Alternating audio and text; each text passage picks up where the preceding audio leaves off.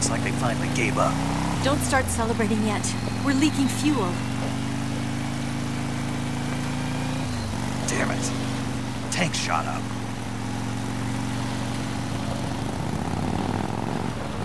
Crap.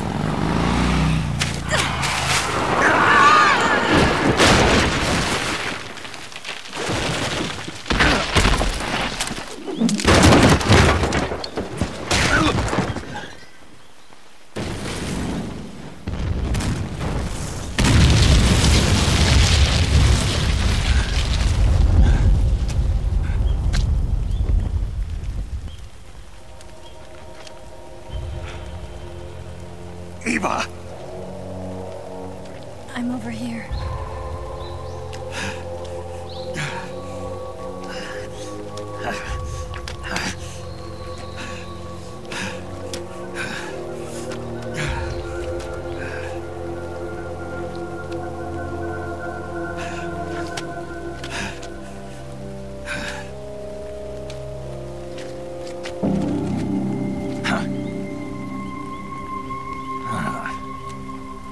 Snake. How's it look? Pretty bad. Not a sensitive bone in your body. Eva, What about you, Snake? I'm fine. That's good to hear.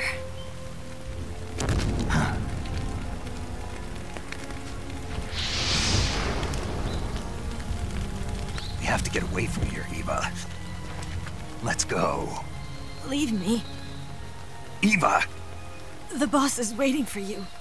You have to go. Give me a gun. No, we're getting out of here. We're still far away from the lake. I'll never make it. I can't believe this. Uh-huh. I never thought I'd see you act this weak. What do you mean? Listen to me, Eva. We're doing this together. No, you... Eva, I need you. Say that one more time.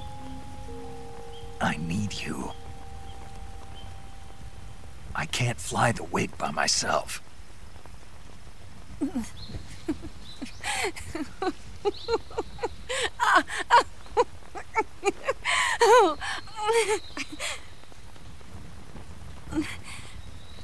All right, then.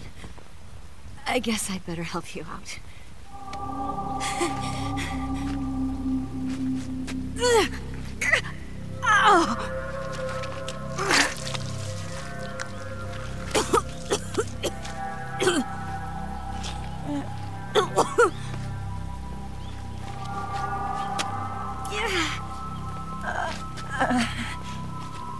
You're lucky to have me.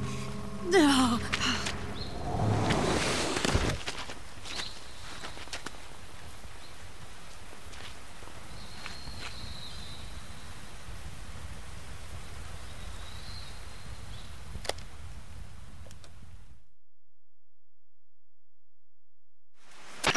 Snake, can you hear me? Paramedic. Thank God. Eva's been seriously hurt. So have you. Luckily, I think her organs are all intact, but... Calm down, Snake. Calm down. You'll both be fine as long as you get the proper emergency treatment. But you're the only one who can do this. Understand? So you've got to calm down. Right. Okay. Okay. Now let's open up the survival viewer and treat the injury. Do you have supplies with you? I'm running kind of short. Then by switching the survival viewer over to Eva, you can treat her wounds too. Now get to work. Oh, and Snake, I'm pretty sure you know this already, but if you don't have enough supplies for the both of you, your wounds come first. Huh? Do you get my meaning, Snake? You've still got a mission to complete. Yeah. I know what I have to do. Snake? Like this.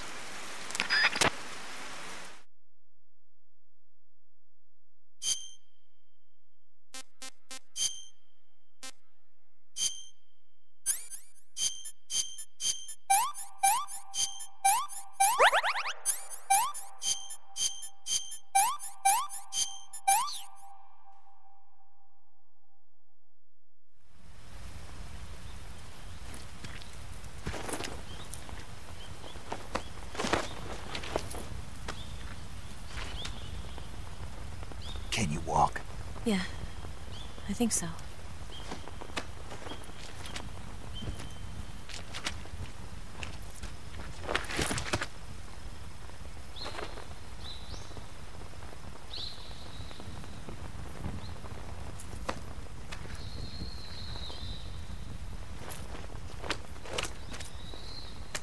Here. It's different from the Mauser. When you're using a two-hand grip, you have to be careful where you put your hands or your fingers will get burned by the exhaust gas from the cylinder gap.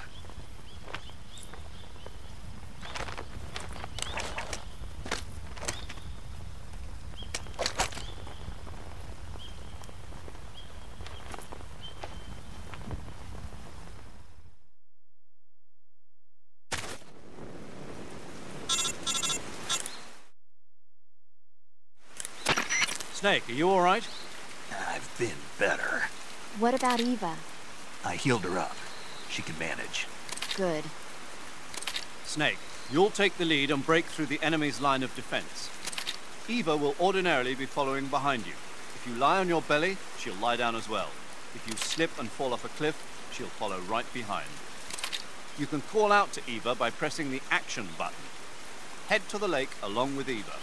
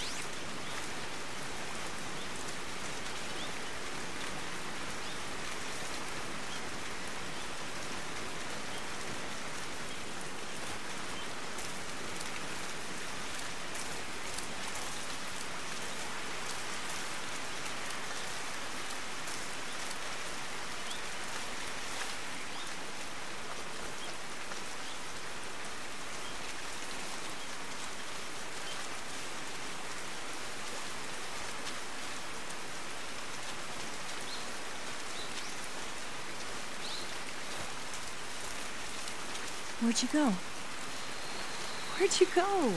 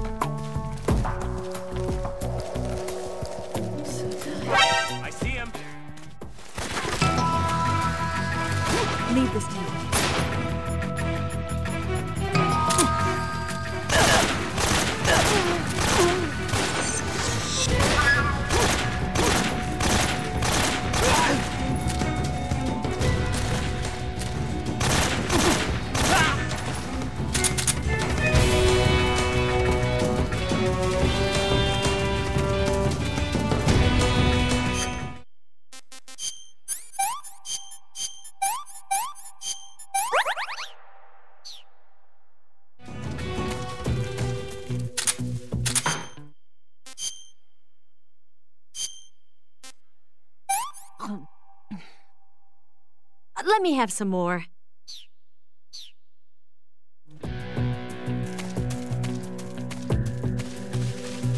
Watch out.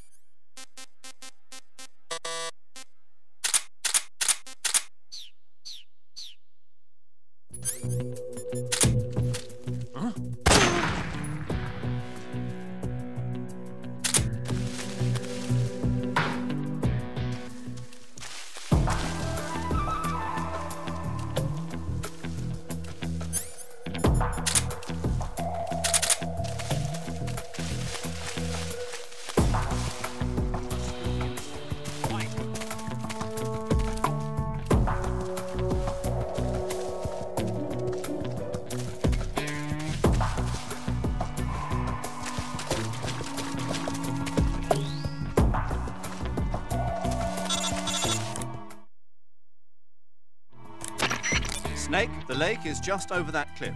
Eva should be able to climb it if you help her. Keep her close to you.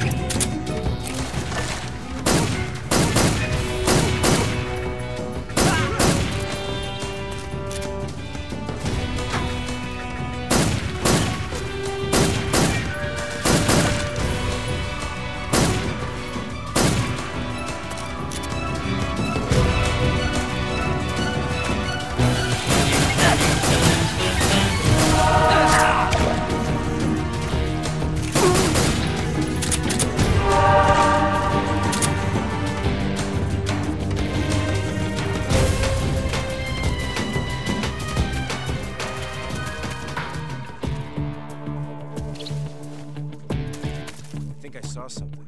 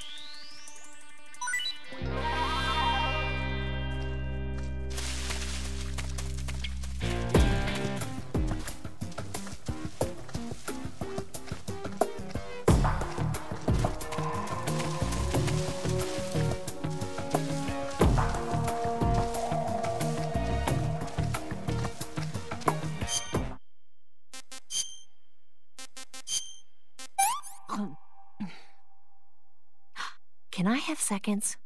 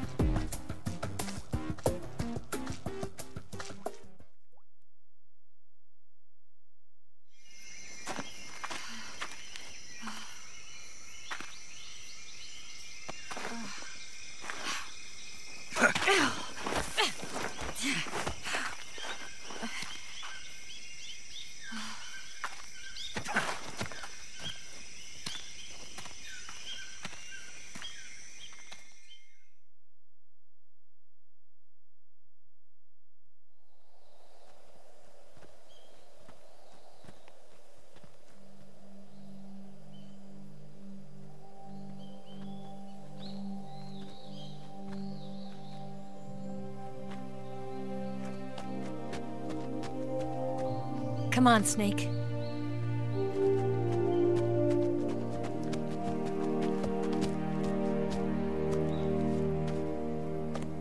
We made it. We made it.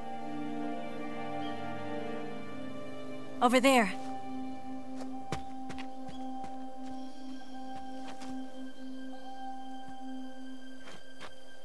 It's the boss, isn't it? I'll go get the wig ready to take off. Right. I'll leave you two alone. But come back in one piece, okay?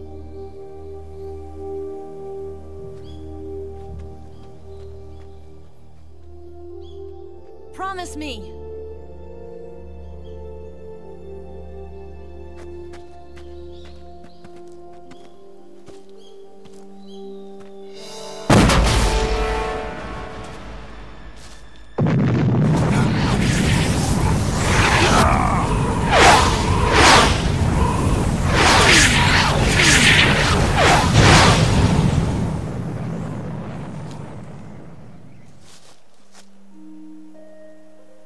Life's end. Isn't it beautiful? It's almost tragic.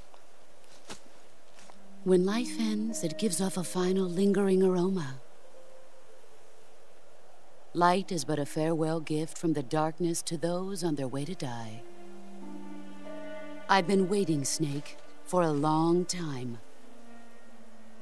Waiting for your birth, your growth, and the finality of today. Boss, why are you doing this? Why? To make the world one again. The world used to be whole. But with the end of the Second World War, the philosophers began to fight amongst themselves, and the world was torn apart. The Cobras, my comrades who trained and fought alongside me, were torn apart as well. The foibles of politics and the march of time can turn friends into enemies just as easily as the wind changes. Ridiculous, isn't it? Yesterday's ally becomes today's opposition. And this Cold War? Think back. When I was leading the Cobras, America and Russia were fighting together. Now, consider whether America and Russia will still be enemies in the 21st century. Somehow I doubt it. Enemies change along with the times, the flow of the ages, and we soldiers are forced to play along. I didn't raise you and shape you into the man you are today just so we could face each other in battle. A soldier's skills aren't meant to be used to hurt friends. So then what is an enemy? Is there such a thing as an absolute timeless enemy? There is no such thing, and never has been.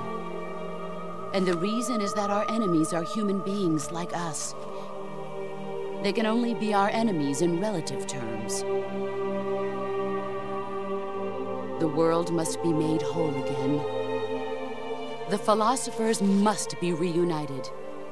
I will devote my skills to that purpose. And with the Colonel's money, I will achieve that end. Just as I once created the Cobras. They are my family. I may no longer be able to bear children, but I still have a family.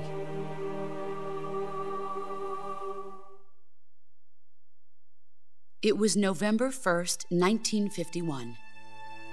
I was in the Nevada desert participating in atomic testing. The name Nevada is derived from Spanish, covered in snow, white as snow. And snow is exactly what I saw in that Nevada desert. It froze my blood white. Snake, you were an atomic test subject, weren't you? On Bikini Atoll.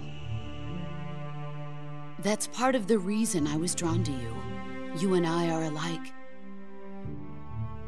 We're both slowly being eaten away by the karma of others. We'll never have the chance to die peacefully of old age. We have no tomorrow. But we can still have hope for the future. In 1960, I saw a vision of the ideal future from space. 3 years earlier, the Soviet Union had succeeded in launching Sputnik, the first man-made satellite in history, into orbit. This came as a huge shock to the United States. In response, America threw everything it had into its own manned spaceflight project, the Mercury program. Even as the Soviets seemed poised to send their first man into space, America was still experimenting with chimpanzees and rockets. The government wanted human data. So they secretly decided to send a human being into space. I was the one they chose. At the time, they didn't have the technology to block out cosmic rays, and whoever they sent up would inevitably be exposed to heavy radiation. That's why they chose me. After all, I'd already been irradiated once. Of course, you won't find any of this in the history books. I could see the planet as it appeared from space. That's when it finally hit me. Space exploration is nothing but another game in the power struggle between the US and the USSR. Politics, economics, the arms race, they're all just arenas for meaningless competition. I'm sure you can see that, but the Earth itself has no boundaries. No East, no West, no Cold War. And the irony of it is, the United States and the Soviet Union are spending billions on their space programs and the missile race, only to arrive at the same conclusion. In the 21st century, everyone will be able to see that we are all just inhabitants of a little celestial body called Earth. A world without communism or capitalism, that is the world I wanted to see. But reality continued to betray me. In 1961, I was sent to Cuba, to Bahia de Cochinos. It was part of a CIA-sponsored invasion under the guise of taking Cuban exiles back to their country. But the US government betrayed them. Our weak-kneed president held back their air support. Defenseless, the exiles were annihilated by the Cuban army. All I could do was watch in silence. I was set up by the very country I'd sacrificed so much for, by the very government I dedicated my life to defending. I was driven from the surface world, and I went underground. Then, 2 years ago, I faced the Sorrow, my old comrade in battle. He was my friend. But one of us had to die. I was left with no choice. The Sorrow gave his life for me. There is no enmity between us. One must live, and one must die. That was the mission. The ones who gave me that mission were the philosophers. Early in the 20th century, the true holders of power in the United States, the Republic of China, and the newly formed Soviet Union gathered together in a secret meeting that would later be known as the Wise Men's Committee. The secret pact they formed there marked the beginning of the philosophers. But the last of the original members died in the 1930s. After that, the organization began to run out of control, and the Wise Men's Committee degenerated into a mere shell of its former self. The philosophers of today have no sense of good or evil. Their influence extends to countries and organizations involved in every aspect of every war. They have become war itself. That's how they operate. The sacrifices of war cause a shift in the times. This shift leads to renewed conflict, and in turn triggers the next war. Like a nuclear chain reaction, each conflict sparks countless others, forming an endless spiral that will continue on for eternity. Do you understand what I'm saying, Snake? By consuming me and you, the philosophers intend to keep that cycle going forever. It was my father who explained all of this to me. He was one of them. You see, I am the last remaining child of the philosophers. But after he revealed the truth, my father was killed by that same shapeless, formless organization. And my father isn't the only thing the philosophers have taken from me. In June of 1944, the Cobras and I took part in the landing at Normandy. We'd been given a top-secret mission to locate and destroy enemy V-2 rocket installations. I was pregnant at the time. The Sorrow was the father. I gave birth on the field of battle. A beautiful baby boy. But my child was snatched away from me by the philosophers.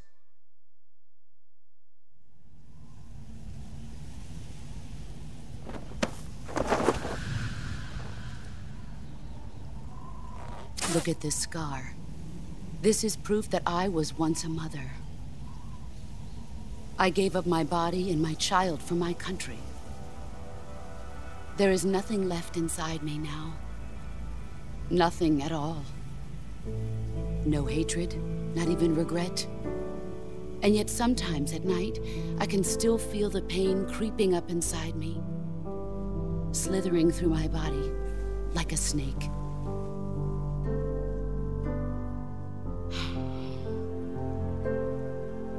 I've never talked this much about myself before. Thanks. Thanks for listening to me.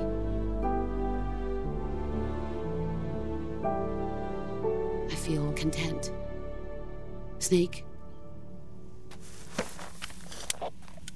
commence the operation. I raised you. I loved you. I've given you weapons, taught you techniques, endowed you with knowledge. There is nothing more for me to give you. All that's left for you to take is my life, by your own hand. One must die, and one must live. No victory, no defeat. The survivor will carry on the fight. It is our destiny. The one who survives will inherit the title of boss. And the one who inherits the title of boss will face an existence of endless battle. I'll give you 10 minutes. In 10 minutes, MiGs will come and bomb the hell out of this place. If you can beat me in less than 10 minutes, you'll be able to escape in time. Let's make this the greatest 10 minutes of our lives, Jack. Boss. You're a soldier. Finish your mission. Prove your loyalty. Face me. Let's see what you're made of.